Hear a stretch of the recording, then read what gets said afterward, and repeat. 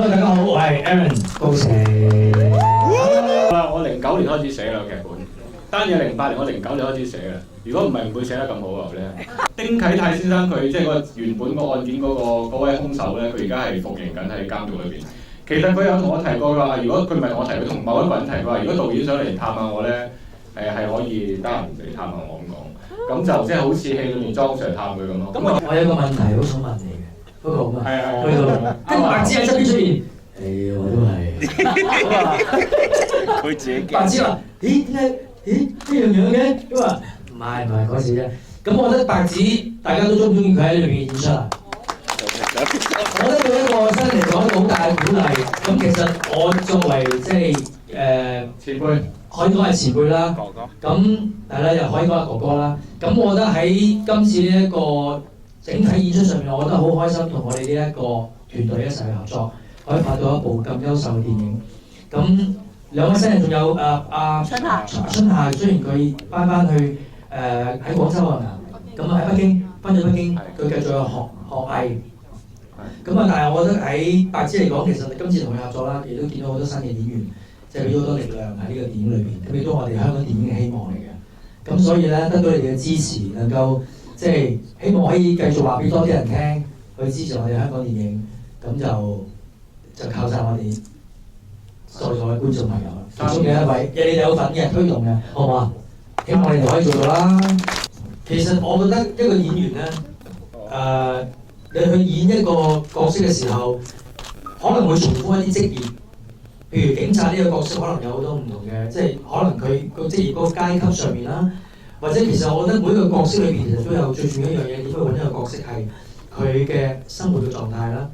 係呢個人物裏邊佢背後嘅故事啦，佢嘅成長。其實每一個角色咧都係賦予佢一樣咁嘅嘢，然之後你就去將佢去你演繹嘅時間裏邊又多咗一個俾呢個人賦予呢個生命。因為劇本裏邊呢個人物係死嘅，係要點樣揾呢個演員去演係，因為靠一個演員佢平時點樣去做功課啦，佢點樣去鑽研呢個角色裏邊，賦予俾呢個人物嘅一啲力量啦，佢嘅節奏啦。咁其實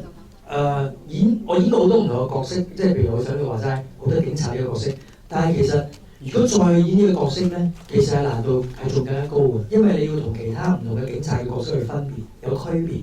咁變咗你要去拍嘅時間裏邊，自己要落更加多嘅心機。其實今次呢一個警察莊 Sir 喺我哋原先嘅劇本裏邊嚟講，可能佢未必去到咁好。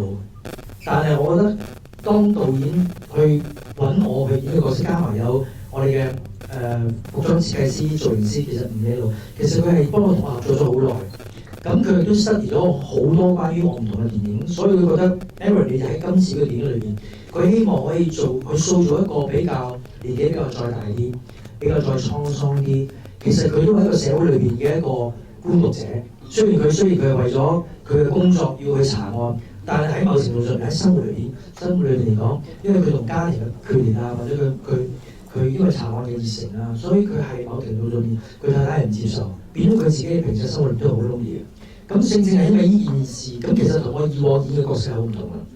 咁所以劇本賦予咗俾我呢個力量啦。咁所以我覺得演呢個唔同嘅角色嘅時間裏邊，我就真係咁講啦，就係你需要俾好多關於係呢個角色裏邊嘅背後嘅故事，去支持佢點樣喺